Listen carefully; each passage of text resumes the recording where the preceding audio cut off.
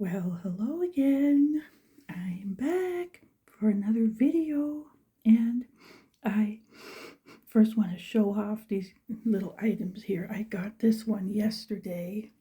This is just a tiny little, let me move. I don't have this hooked up right now. It's just a little gingerbread house that was just a few dollars over at the store. So I got that for the little village, and then here is this little, it's a little teapot, another little house that's a teapot at the same time. This one's a holiday one. And then on the other side, turn it around, move this out of there. That's the back of it. See? So just, I love these cute little things. Anyway, I will hook my phone up and then I'll go on with the video. Get it just right.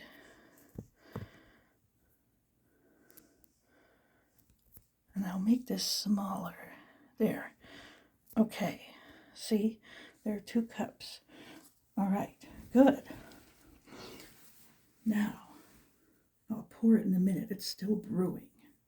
And when it comes to tea flavors, I love every flavor. It's hard to find a flavor I wouldn't like, This one is cinnamon stick, actually. And earlier I had a vanilla chai. That was really good.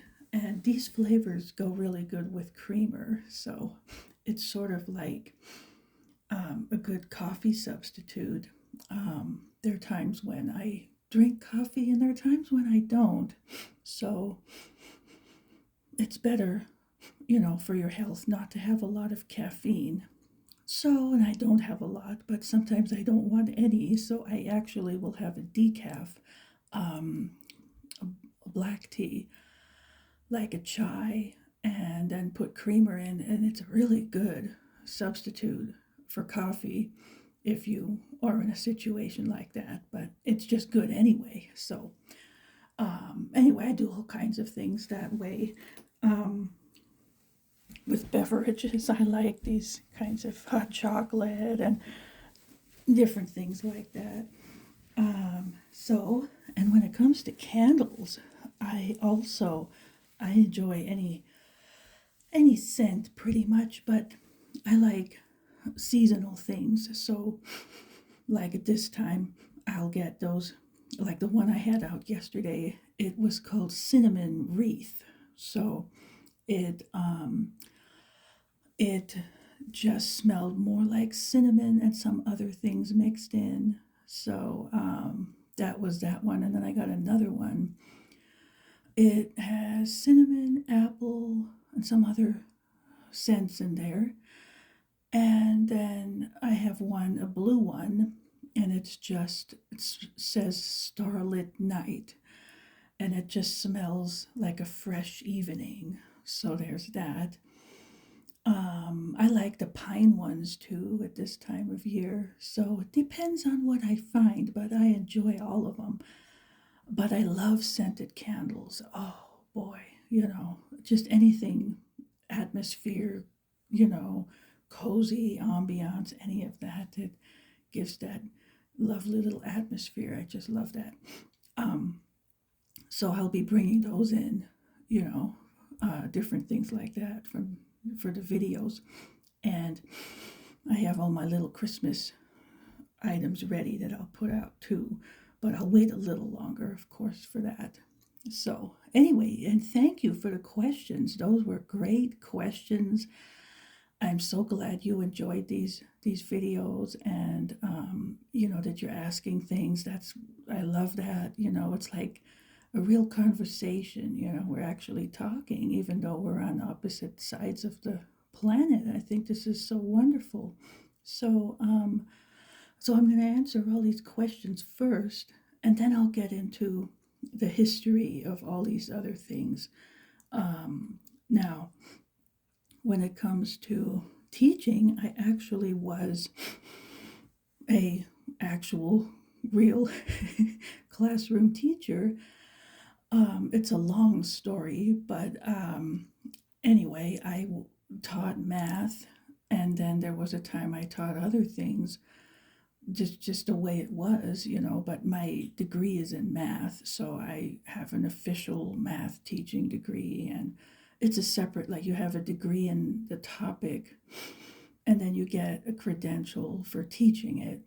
So so I got all that and I did it, and then later on I moved somewhere and I did, it was just a bad economy, and I just did substitute teaching for quite a while, and I ended up teaching, you name it. I mean, it was any subject, any grade level, any student level, I even, I know other languages, so I even taught in other languages.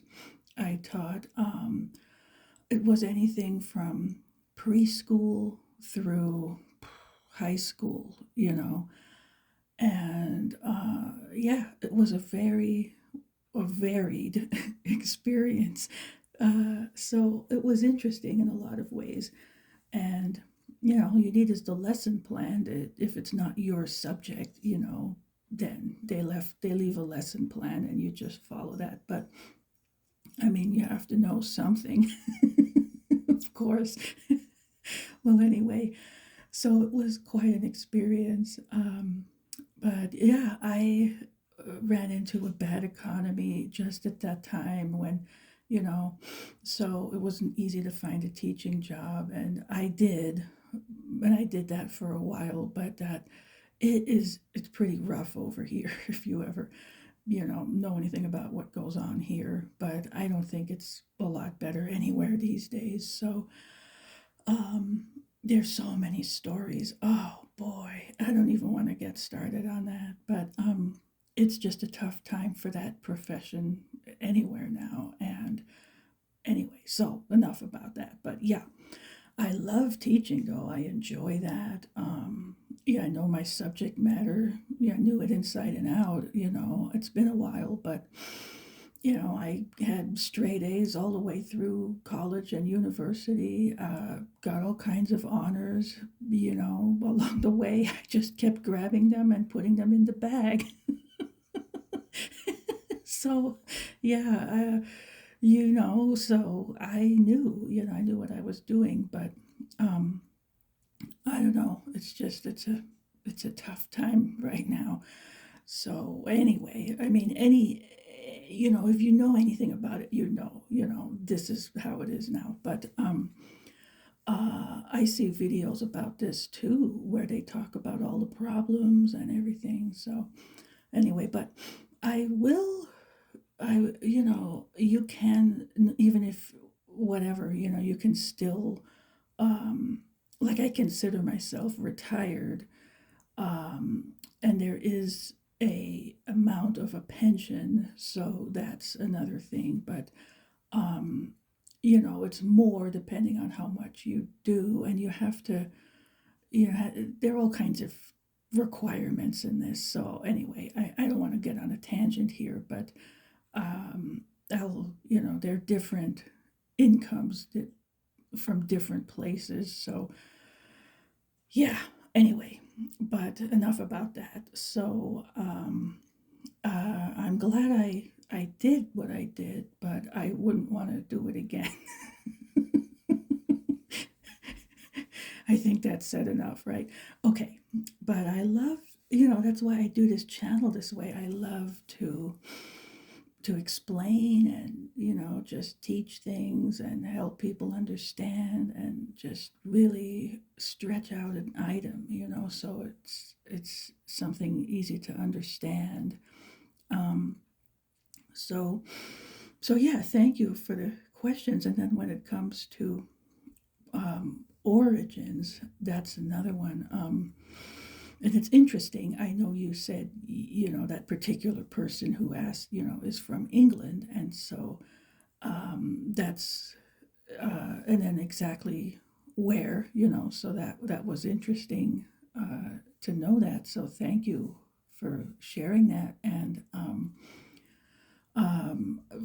for my end of the story, it's another wild ride. So anyway,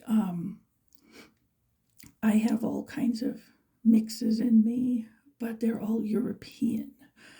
Um, I so I'm born here, in the United States, and um, my mother came from Germany, and she came with her mother, immigrated here, and so she has German, of course, and then there is somewhere back there some Swedish that goes back to a situation in that area that they had going on.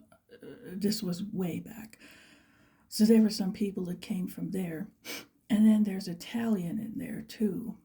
And so that's all in there. And she's from the area. I'm not sure if you know, but there's a part of Germany where they do all these little hand wood carvings. Like they make those. You probably are more familiar with this at Christmas time. They have what's called a pyramid. And it's just a wood carved, it looks almost like a wedding cake. It has layers and it's out of very thin wood that they carve, and they make beautiful designs.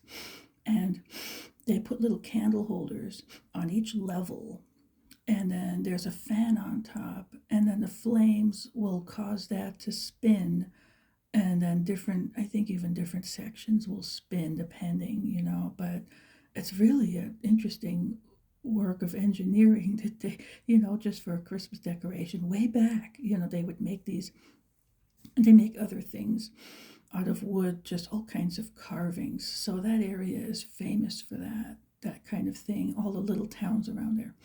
And anyway, so they came here. They ended up crossing over the Iron Curtain back then, and then they came here. And so it was all a little, exciting, let's just say. And so then, anyway, so they came here, and they had a lot of relatives here from over there. And so much so, there was a whole community, and they would get together all the time. It was really nice. And anyway, she met my dad here.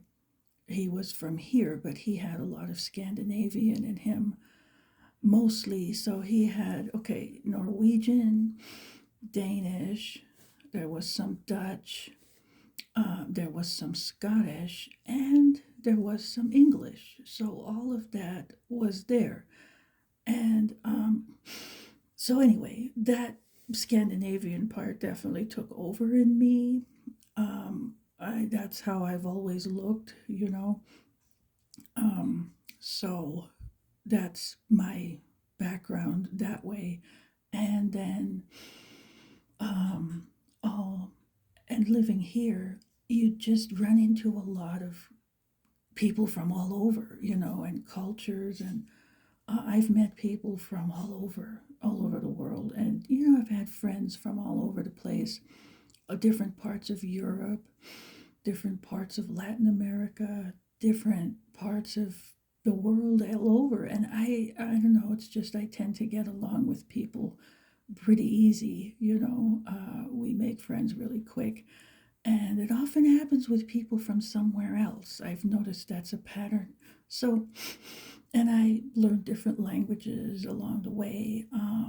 So it's just been a very interesting experience internationally that way.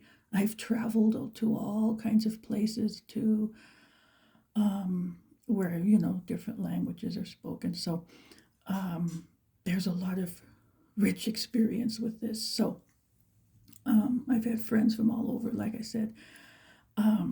So anyway, that's the background there about those things. And then let's see, now when it comes to, well, let me first of all pour the tea. So this is the cinnamon. It's coming down a little, but that's okay. All right, and this time I didn't put any creamer. I'm just going to have it this way. So this is your tea, okay? All right. Oh, and this little thing is a bakery. You probably can't see it, but let me turn it. It's emptier now. See, it says bakery. You kind of can see it. Bakery right there. Okay, I'm going to have a sip of this.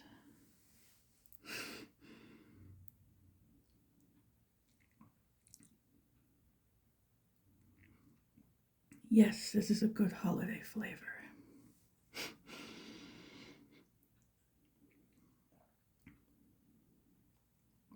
And it smells so good. It smells like cinnamon. So if you have any similar tea, then you know that's what it smells like.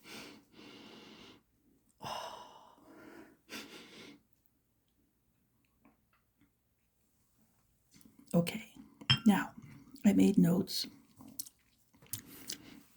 for answering the other question, and this will take a little while to go over here. So I also was always curious about the Amish, and sometimes they pronounce it Amish and sometimes they say Amish, but like many words, you can pronounce sometimes a word in different ways. So I'll probably use both and not even realize it. But anyway, I was always curious about them, and they kind of they live in their own communities, and they are like agricultural communities for the most part, but they do make things too and sell things and survive in different ways like that. And they, stick to themselves, of course, so that kind of thing, which makes it interesting. You kind of tend to wonder about them then.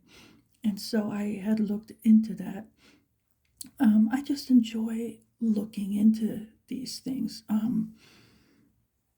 Different parts of church history, like I mentioned the other day about revivalists, or it could be missionaries, um, martyrs, any of that. That's just part of church history. And there's some interesting stories that you get out of all this. And this is another interesting part of history, of church history. So, okay, what happened is this, and I should start more at the beginning because of the whole thing, because it kind of it connects, of course. So, like we know, the church began at Pentecost, so that's when the church was born, and that was the pure church. I mean, it hadn't been corrupted or anything. It was the pure church, and that went on several hundred years. And I'm not that it was always perfect. There were different sects, SECTS of Christians. Some were more correct than others, and then, but more or less, it was okay. And then they had then and it was like 313 or so that Constantine came in, and all that stuff happened, and it became like the state church, okay? And I talked about this before, so I wouldn't get on a tangent about that. But then you had what became the Catholic Church from this for centuries, of course, till now. But there was that, but there were other groups I found out about that did exist simultaneously, here and there, pockets of believers. So that was something that was going on. And then there was the Reformation, and by the way, October 31st was Reformation Day.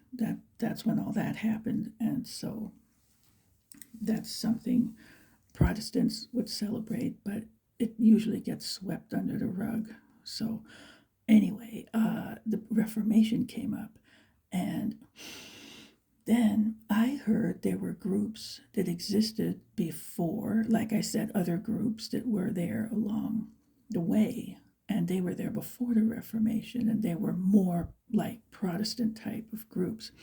And anyway, when the Reformation came, there was more, and you had all those different groups. Of course, there was Luther, so you had the Lutheran Church, which I heard him say he never wanted a church named after him, but his people just did that. So anyway, you got the Lutheran Church, and then there were others.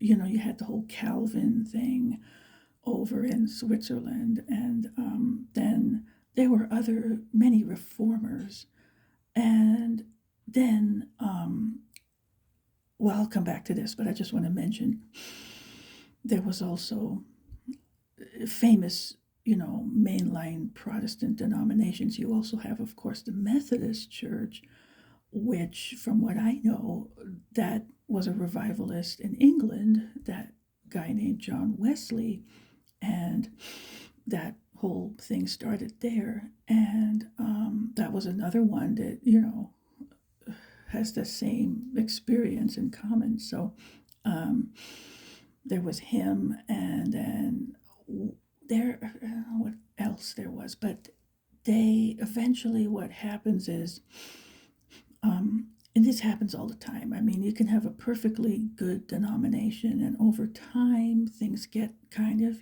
stale and dry and stuffy. And then there comes a fresh move of God through the Holy Spirit, and you get a revival.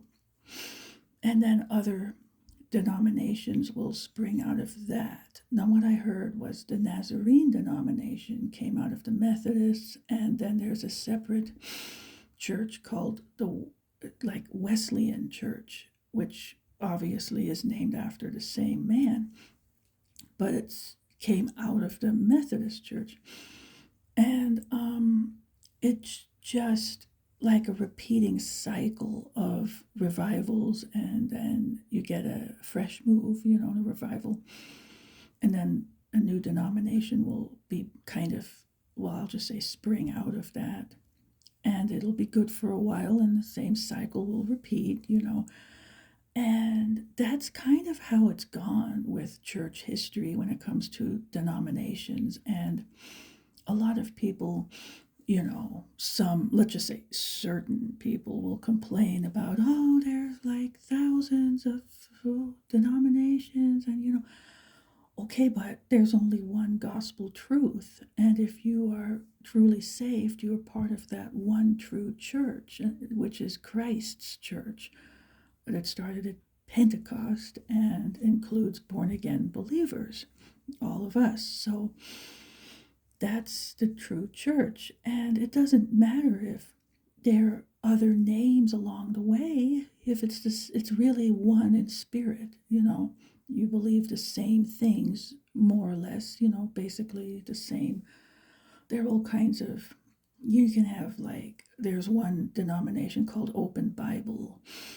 There is one, Berean Bible, or Bible Baptist, or, thousands of names, but that doesn't matter. I mean, as individuals, we also have thousands of names, and we're all part of one body, so that's okay.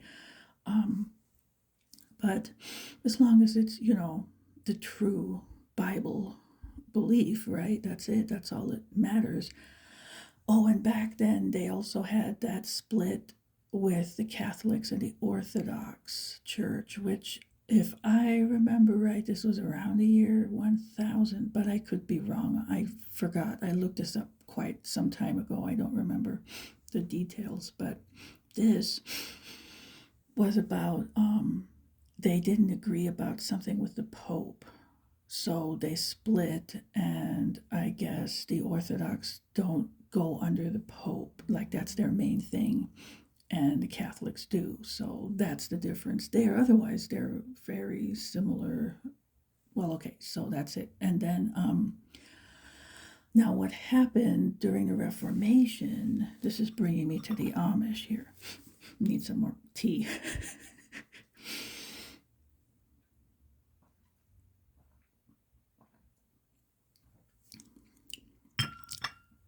Okay, now we all know the Reformation, like Luther brought out the Bible. He translated it, and so would have been into German at the time, and so had the printing press and all that, So the Bible was coming out, and people were learning it, and you had the Protestant Reformation, which is, of course, good, obviously, but my only issue is it didn't go far enough. And there were some other people who felt the same way. So you had a group called the Anabaptists, and the year for this was 1525. And this was, now the Reformation, from what I know, was 1517.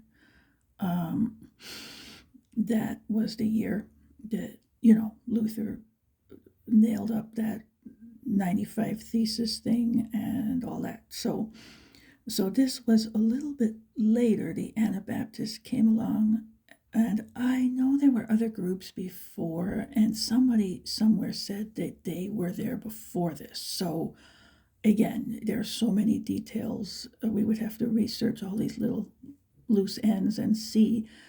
And some of the information is on the internet, but sometimes it's hard to find it again when you look later, But anyway, so the Anabaptists, it's at least mentioned for them being there in 1525 during the Reformation.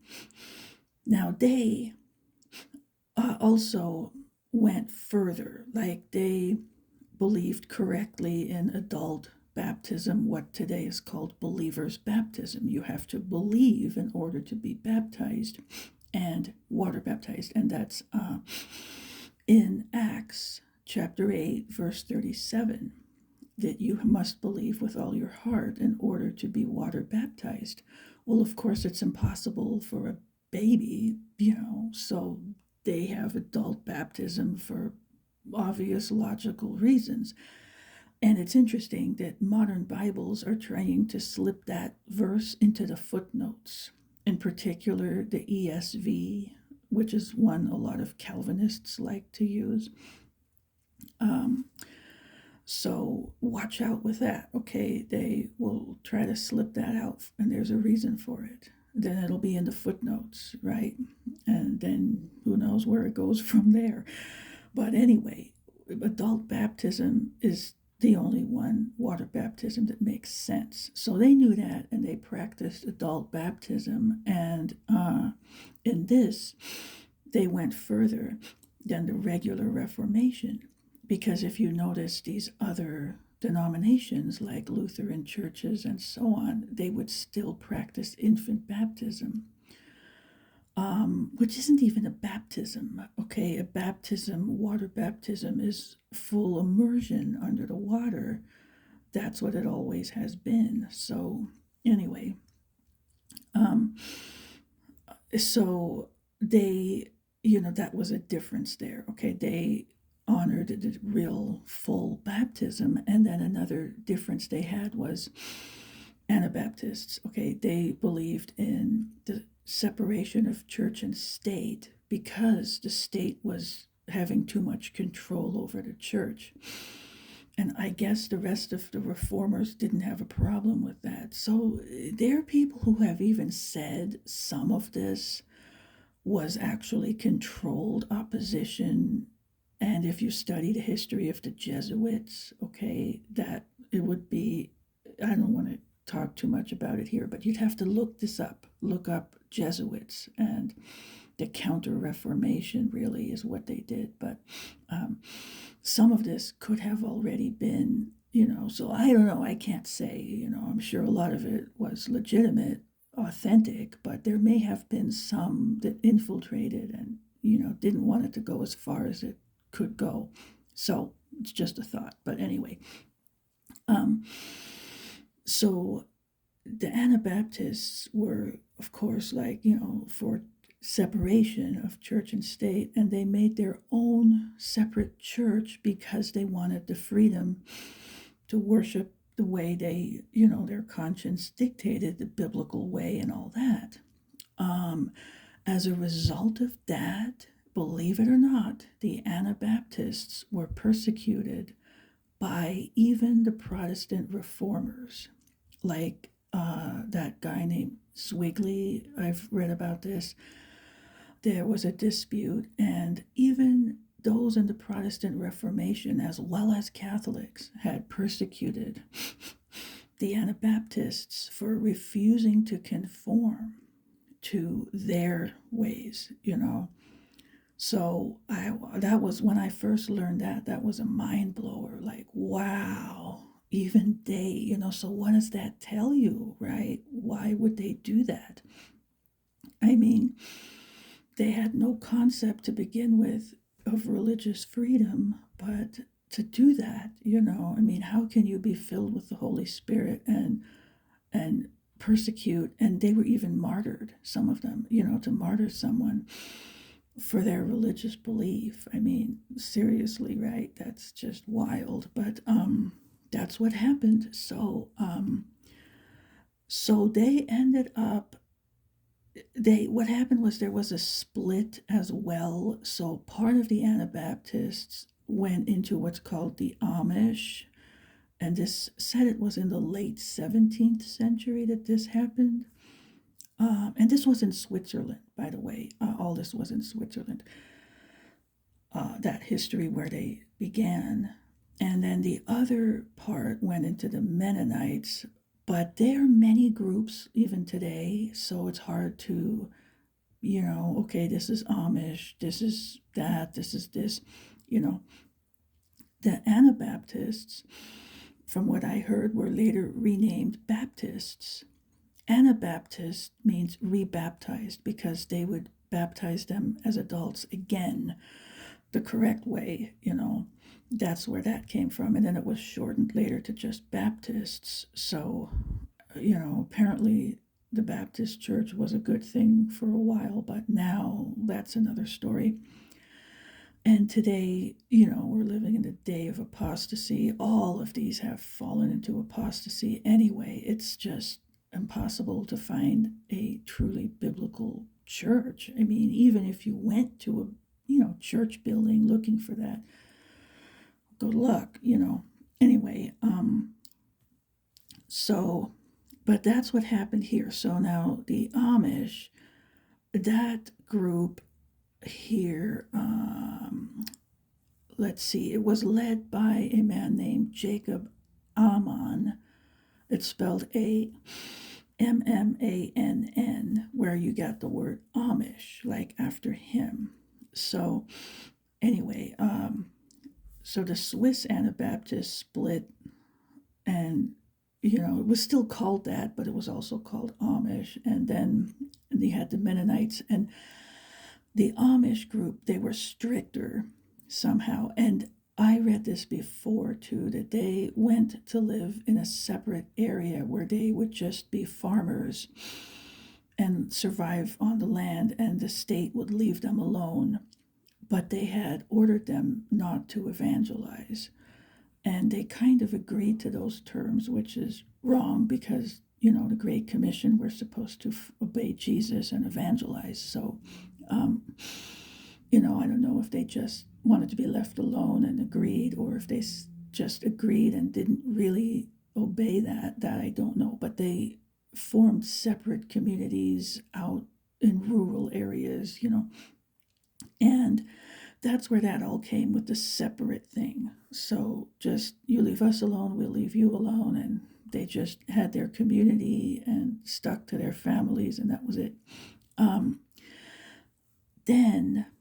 But these people also, all of these groups were mercilessly persecuted over in Europe, different parts of Europe. So they ended up coming to North America and Canada as well. And this was in the 1700s. And now there are all kinds of Amish communities here in different states.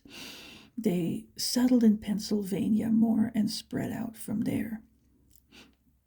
And now, I don't know, there are, most states at least have some Amish communities, but not every single state. But there are different groups of them too. It's all kinds of, there are stricter ones and some that are not as strict. And they are not into technology in general. Okay, they stay away from technology. They do everything in a more old fashioned way. Like they have mechanical devices for farming, but not like electricity, that type of technology. Um, and they live separate, in their communities, but they do mingle. Like they'll have stores and the public can come and buy things, that sort of thing. They that kind of interaction happens. They take visitors, who are interested in their way of life, just to stay there for a few days in a lodging place. So there's interaction. When it comes to their religiously, they, I've heard, follow something called an Ordnung, and that's a German word, and it really is, basically, it means a set of rules. And I don't know a whole lot. I mean, they would fall under the blanket of what's considered Christian, but I don't know all the details. I've heard they get very legalistic to the point that, they put themselves under the law. It's just not that law, it's their own laws, their own ordnung, their own regulations. Like you have to dress a certain way, you can't use electricity, that kind of thing. And they get real strict about that. So there are different perspectives on, are they even saved, So in general, people think it's the same, like they're not really, they're just like these other denominations. You go to any church and walk in there, and most of them aren't saved, But they get, just like others, they also have some that do get saved. And I've heard about that when I researched this as well. There's sort of a little revival going on, I heard. So that's great. Anyway, that's all about that. But one thing that this is connected to, I'll talk about this as well, is Pennsylvania, where they mainly settled in, is a state that was formed by another group that's interesting called the Quakers. So I have to talk about that too. There was a Quaker man named William Penn, and he founded the state Pennsylvania, which makes sense, Penn, and then Sylvania. And he set it up as sort of a haven of religious freedom for them, and that's why a lot of Amish went there too. It was for anybody like that. So they all kind of settled over there, and Pennsylvania was a headquarters for this, and then it spread out from there. And this was in the mid 1700s. Now, when it comes to the Quakers, the history on this is they originated in 17th century England, and the founder was a man named George Fox. And I was also fascinated with Quakers for the same reason I wondered about them, So, okay, I'm going to get a sip of tea.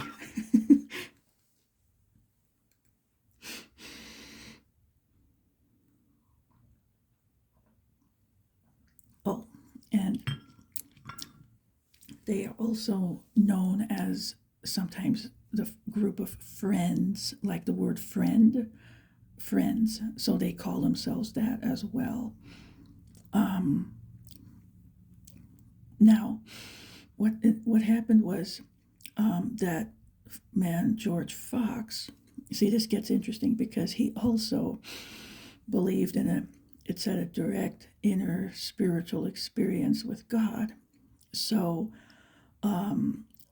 apparently there was this going on with them as well. And I'll get back to that. But okay, then let me see. They were also persecuted, and they didn't go along with the state church, over there. So I've read about this before too. They were persecuted, so they came to America in the 1650s, and and then that man I mentioned, William Penn, founded Pennsylvania, because when they first got here, they got to New England, which was mostly Puritan, which I found out later, these were pretty much Calvinists, and they were very legalistic, really just, yeah.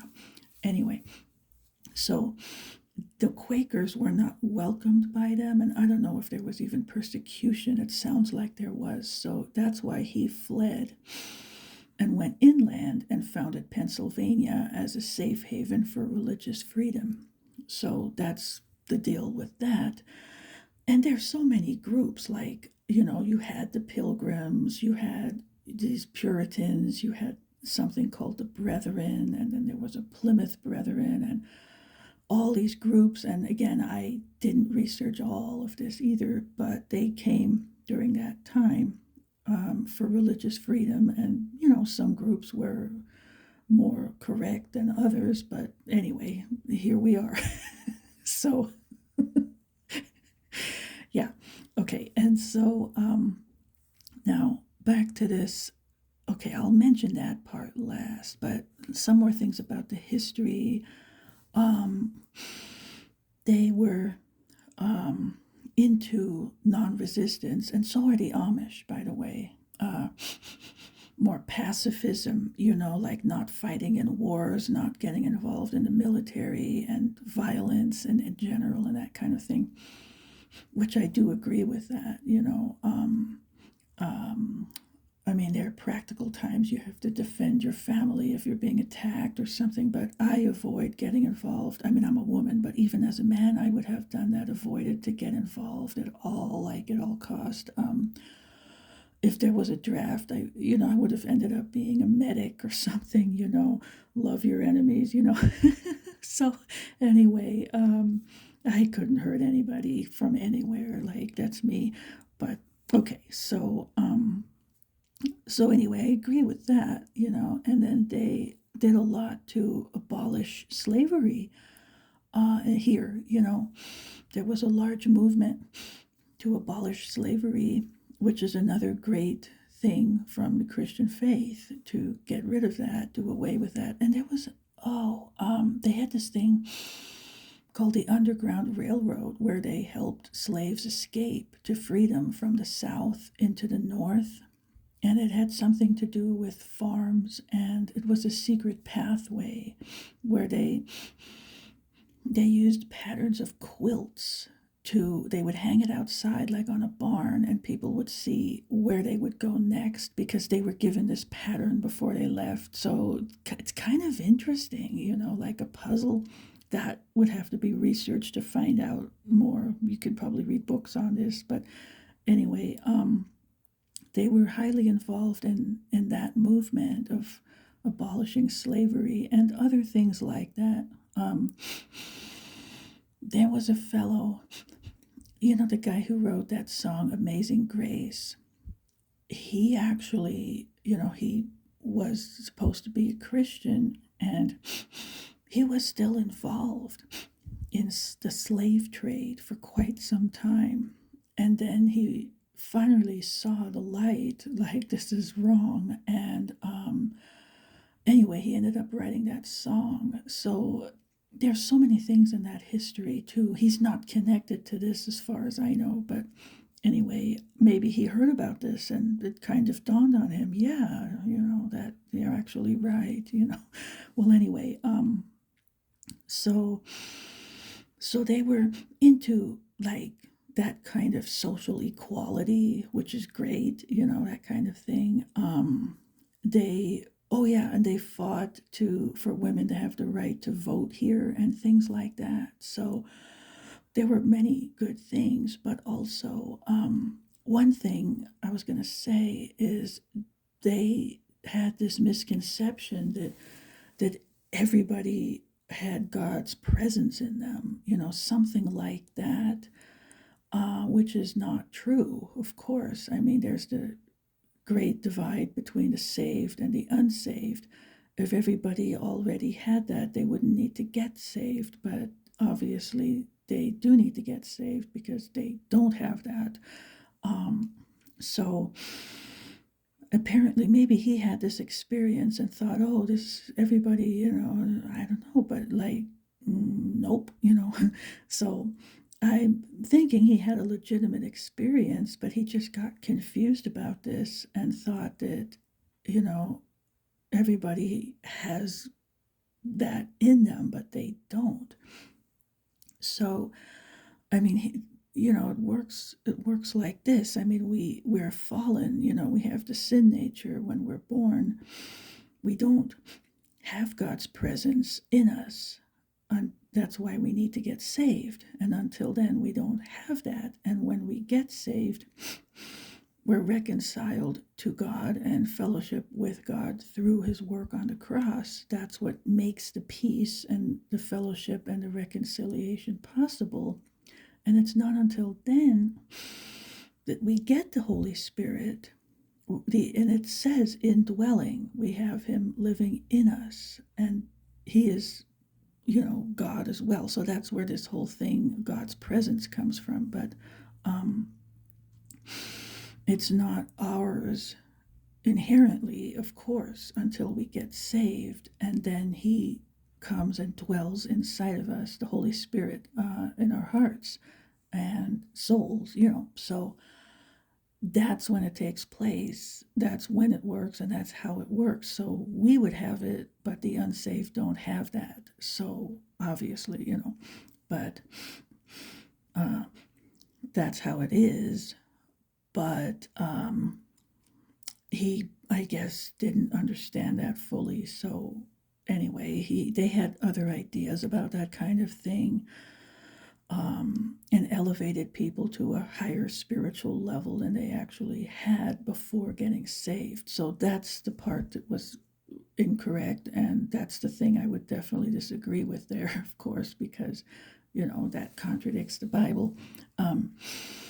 And then you have the people that don't know this is for us today. This is a total blessing we have as Christians. And if people read John chapters 13 to 17, they'll see this is exactly what Jesus talked about. We'll have this.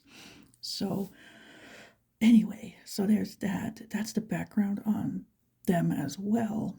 And so that's a lot of history right there. Now, sadly, later, this group fell away as well, whereas today, most of them are so far removed from the Christian faith that, they're not even in it anymore. But we are living in the time of the great apostasy, and all these groups have fallen away one way or another, one point or another. So anyway, that's the sad fact of that all. But okay, so that's the history on these things, and it's just a brief overview. I highly recommend you can just go on the internet, just go to Google, go to the search box and type in any of this. You can type in history of the Quakers or history of the Amish, and you'll find all kinds of websites that explain more details, and all kinds of history, and YouTube channels as well. If you just are on the YouTube page, then up at the top in that box, the search box, just type something like that in there and, hit enter, and all these videos should pop up that talk about it. And of course, not everything will be exactly accurate, but if you see enough of this, you kind of get the general idea of it. So, and that is a good thing to do about anything in church history. You can research what happened with Constantine. You can research missionary work. how the gospel came to different parts of the world, different martyrs that resulted from this, the history of the revivals, and the main characters involved in the revivals over church history. That's interesting. Any of these things are just interesting. There's always more information, they have videos you can watch about it and so on. Um, anyway, so that is it for this topic as far as I see. I can't think of anything else to say about it. But I'm glad this question was asked. So it gives me something to talk about. So just keep going, keep thinking of things and asking things. And I'm more than happy to talk about anything I know and discuss it. And that's it. So, yeah, I guess. So I'll do another one in a few days or so and see what I can come up with here. Okay, well, you have a blessed day and rest of your weekend and early part of your week until the next time. And I hope you enjoyed the tea. God bless you.